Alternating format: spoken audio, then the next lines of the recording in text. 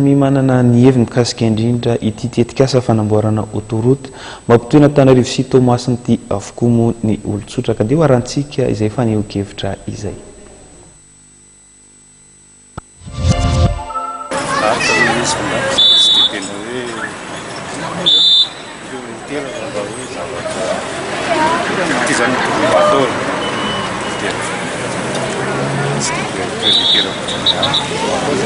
Rawanao ina tena tokony lara-pahamehana apetraka.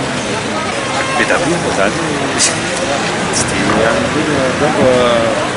zava-deto ihany vahoaka zany tena tokony zany tsy sabotan'ny Raha ny fahitanao anazy ina mety tombony amin'ny fametrahana autoroute.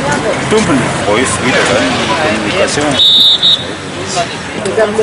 Tamin'ny gouvernement zay zavatra tsara sady mahafinaritra fa ny tokony ampahafantarina fotsiny hoe aiza le tracé.